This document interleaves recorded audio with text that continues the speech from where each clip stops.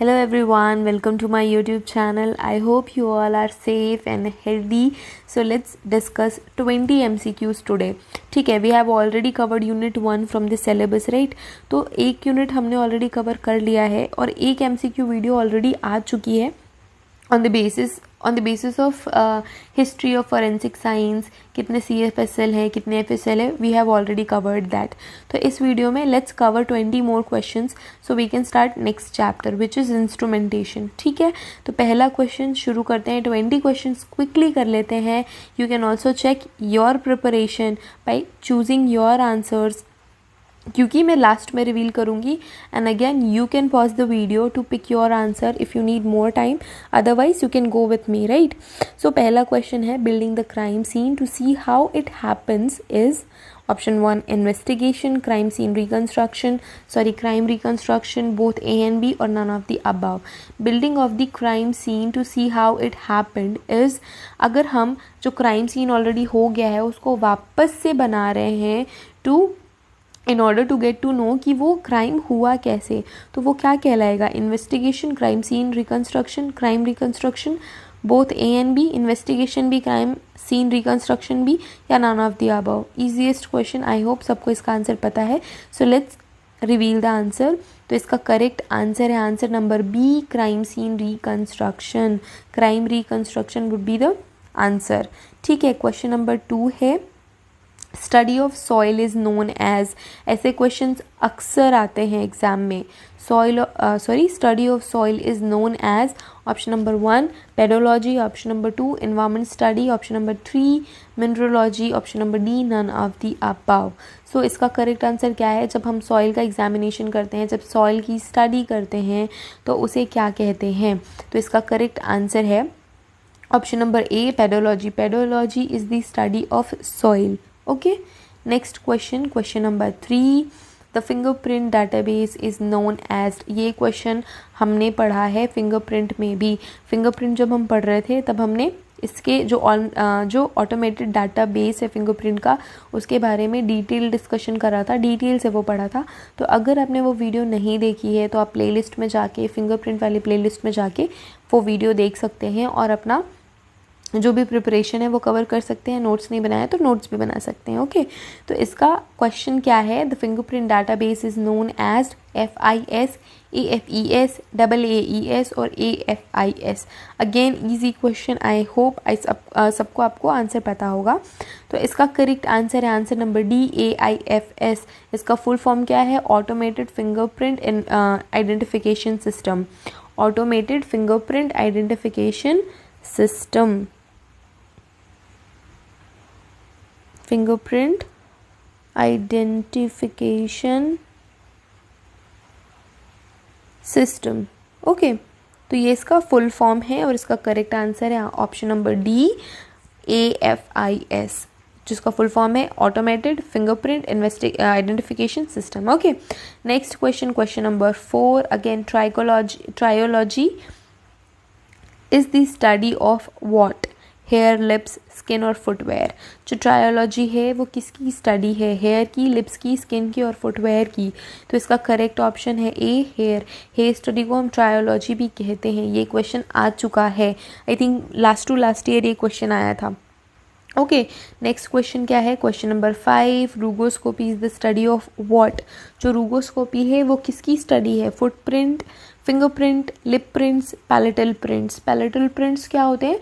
जो हमारे टंग के ऊपर का जो एरिया होता है ना, उसके भी कुछ अपने एक यूनिक टाइप का प्रिंटिंग होता है. उसको जब हम बात करते हैं उससे आइडेंटिफिकेशन की, तब हम उसको कहते हैं पैलेटल प्रिंट्स. तो जो रूगोस्कोपी है is the study of what? Fingerprint, footprint, lip print and palatal prints. तो इसका करेक्ट आंसर है answer number D, palatal prints. Palatal prints की स्टडी को कहते हैं रूगोस्कोपी, जो फॉरेंसिक डेंटिस्ट्री में आता है. Next question number D, dactyloscopy deals with eyes, lips, ears और fingerprint. Again same type of question. Dactyloscopy से हम किसको रिलेट करते हैं? डिक्टैलोस्कोपी में हम किसका एग्जामिनेशन करते हैं? तो करेक्ट आंसर है आंसर नंबर बी. जब लिप्स हैं, लिप्स का जो एक डिफरेंट शेप होता है, उसके जो क्रीज होते हैं वो यूनिक होते हैं, डिफरेंट होते हैं, जब उनका हम स्टडी करते हैं तब हम उन्हें कहते हैं dactyloscopy. Correct. Question number 7, the best collection media for hand written evidence on paper is, paper में कोई हैंड रिटन एविडेंस है उसको हम बेस्ट तरीके से कैसे कलेक्ट कर सकते हैं? प्लास्टिक कंटेनर में, वाटर प्रूफ पेपर बैग में, कार्डबोर्ड बॉक्स में, नन ऑफ दी अबव। तो प्लास्टिक कंटेनर यूज़ कर सकते हैं, water proof paper bag use कर सकते हैं, कार्डबोर्ड यूज़ कर सकते हैं। तो आपको क्या यूज़ करना है इफ़ेक्टिव कलेक्शन के लिए हैंड रिटन एविडेंस का पेपर के ऊपर? Correct answer is B, waterproof paper bag use करना है हैंड रिटन एविडेंस को कलेक्ट करने के लिए। Correct. Next question, question number 8, grid method of crime scene investigation is used when. हमने क्राइम सीन इन्वेस्टिगेशन के डिफरेंट मेथड्स पढ़ी थी ना, कि डिफरेंट मेथड्स यूज़ करके कैसे हम क्राइम सीन को अच्छे से एनालाइज कर सकते हैं और जो भी पॉसिबल एविडेंसेस है उसको कैसे कलेक्ट कर सकते हैं। तो जो ग्रिड टाइप का मेथड होता है, जो ग्रिड मेथड होता है वो कौन से टाइप के क्राइम सीन में हम यूज़ करते हैं? First, crime scene in indoor, crime scene in outdoor, automobile crime scene और नन ऑफ दी अबव। तो इंडोर, आउटडोर, ऑटोमेटेड, ये सारा कुछ पढ़ चुके हैं हम, सारा का सारा पढ़ चुके हैं। अगर आपने वो वीडियोस नहीं देखी हैं, इसका प्रिपरेशन नहीं किया है, तो मैं सारे जो भी प्लेलिस्ट है उसका लिंक डिस्क्रिप्शन में दे दूँगी, वहाँ जाके आप वीडियोस देखो, नोट्स बनाओ, अच्छे से पढ़ो, सारे के सारे क्वेश्चंस इजीली बनेंगे। तो इसका करेक्ट आंसर है आंसर नंबर ए। जब क्राइम सीन इंडोर होता है, जब इंडोर क्राइम सीन होता है तब हम ग्रिड मेथड यूज़ करते हैं। जब इंडोर क्राइम सीन होता है तो हम कौन सा मेथड यूज़ करते हैं? ग्रिड मेथड यूज़ करते हैं। नेक्स्ट क्वेश्चन, अब आंसर तो देख लिया सबने, बट कुछ लोगों ने नहीं भी देखा होगा। तो जो क्वाड्रेंट या जोन मेथड है वो कौन से टाइप के क्राइम सीन के लिए यूज़ करते हैं? हम क्राइम सीन में जो एविडेंस से लोकेट करने के लिए कौन सा सर्च मेथड यूज़ करते हैं? कौन से एरिया में ये सर्च मेथड यूज़ करते हैं? जोन सर्च मेथड या quadrant search method? Outdoor, indoor, automobile और नन ऑफ दी अबव। ठीक है, पिक करो आंसर। चलो, तो कौन सा क्राइम वो हो सकता है? आउटडोर, इंडोर, ऑटोमोबाइल और नन ऑफ दी अबव। तो इसका करेक्ट आंसर है answer number C, automobile type के जो क्राइम सीन होते हैं उसमें हम क्वाड्रेंट या जोन मेथड का यूज़ करते हैं। ठीक है, clear. Question number 10, strip method is best suited in which of the crime scene. Strip method जो है इन्वेस्टिगेशन की वो कौन से टाइप के क्राइम सीन के लिए बेस्ट है? तो इंडोर, आउटडोर, ओपन फील्ड और नन ऑफ द अबव। हमने ये पढ़ा भी था, जो स्ट्रिप मेथड है वो बड़े एरिया के लिए, जो बड़ा एरिया है, बड़ा मैदान जैसा भी एरिया है, तो वैसे जगह पे अगर हमको इन्वेस्टिगेशन करना है तो स्ट्रिप मेथड यूज़ कर सकते हैं। तो इसका करेक्ट आंसर क्या होगा? Answer number C, field, open field. जो बड़ा एरिया है, कोई ग्राउंड है, कोई फील्ड है, कोई फार्म है, तो ऐसी सारी जगहों पे हम जब इन्वेस्टिगेशन करेंगे तो स्ट्रिप मेथड का यूज़ करेंगे। ओके। क्वेश्चन नंबर 11, ये इंडियन एविडेंस एक्ट से रिलेटेड है। Opinion of expert is defined under which section? Expert opinion किस में डिफाइंड है? Section 46 of IEA, 43 of IEA, 42 of IEA and 45 of IEA। तो correct answer is 45 of IEA, option number D. Expert opinion के बारे में सबको पता है, सबको पता है, और सेक्शन भी सबको पता है। मैं ये अज्यूम कर रही हूँ कि सबको पता है, सबको पता होना चाहिए। ठीक है। Question number 12, section 46 of IEA deals with what? Opinion expert, expert opinion, या फिर दोनों को आगे पीछे करके यूज़ कर सकते हैं, एक्सपर्ट ओपिनियन या ओपिनियन एक्सपर्ट, राइट? तो fact bearing upon opinion is opinion of expert, opinion as to hand writing when relevant, opinion as to digital signature when relevant. तो इसका करेक्ट आंसर क्या है? 45 में हम एक्सपर्ट ओपिनियन के बारे में पढ़ते हैं, 46 में क्या करते हैं? 46 के लिए correct answer option number B, facts bearing upon opinion of expert. कोई ऐसा फैक्ट जिसके बारे में एक्सपर्ट ने ओपिनियन दिया है, तो वो कौन से सेक्शन के अंदर आएगा? Section 46 IEA, facts bearing upon opinion of expert. जो फैक्ट है उसके ऊपर ओपिनियन का, जो एक्सपर्ट ओपिनियन है वो रिलाई करता है। ठीक है। Question number 13, section of 58 of IEA। 58 क्या कहता है? सेक्शन किस बारे में है? Facts judicially noticeable need to be proved. Facts admitted need not to be proved. Facts of which court must take judicial notice or none of the above. Section 58 किससे related है? Facts related. Judicially noticeable need not to be proved. जो judicial notice है वो उसको prove करने की ज़रूरत नहीं है। जो फैक्ट एडमिटेड हो चुके हैं उनको प्रूव करने की ज़रूरत नहीं है। जो फैक्ट कोर्ट में ले लिया गया है उसके लिए जुडिशियल नोटिस निकालना पड़ेगा। तो ये ऑप्शन है, इसका करेक्ट आंसर है option number B, facts admitted not need to be prove. जो फैक्ट्स एडमिटेड हो गए, कोर्ट ने उनको एक्सेप्ट कर लिया, उसको प्रूव करने की ज़रूरत नहीं है जब तक वो डिस्प्यूटेड नहीं है। ओके, फैक्ट्स को आपको प्रूव करना पड़ सकता है इन ऑर्डर, अगर कोई प्रॉब्लम हो गई है या उसमें कुछ गड़बड़ी हुई है और उसके प्रूफ के बिना हम आगे नहीं बढ़ सकते, तब आपको फैक्ट प्रूव करना है। बट जो फैक्ट एडमिटेड है कोर्ट में उसको प्रूव करने की ज़रूरत आपको नहीं है।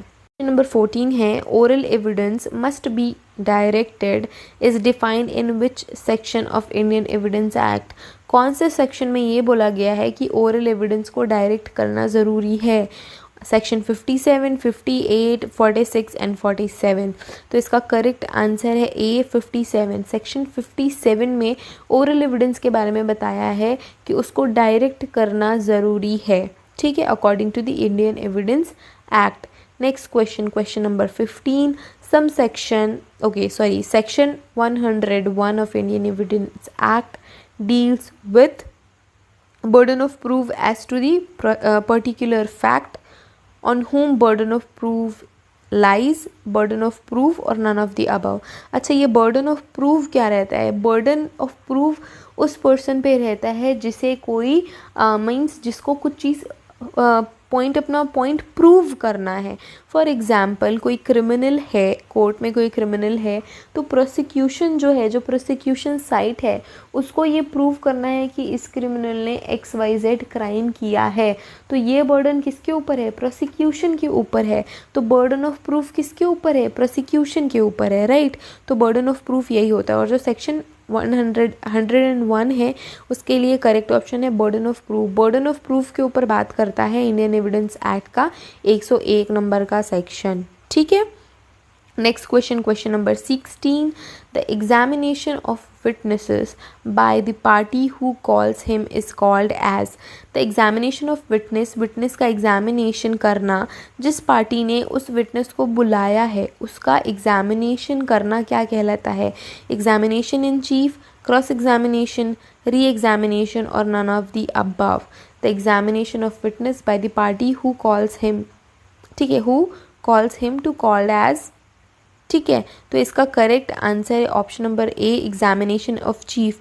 फॉर एग्जाम्पल, मेरा कुछ पर्सनल मैटर है जिसकी वजह से केस चल रहा है, तो मैं अपनी किसी फ्रेंड को एज अ विटनेस बुलाती हूँ, ठीक है। मैंने अपने फ्रेंड को एज अ विटनेस बुलाया और मैं उससे क्वेश्चन कर रही हूँ, या मेरा जो प्रोसिक्यूशन साइड है, जो मेरी पार्टी है, वो मेरे ही विटनेस से क्वेश्चन कर रही है, तब वो कहलाएगा एग्जामिनेशन इन चीफ, ठीक है।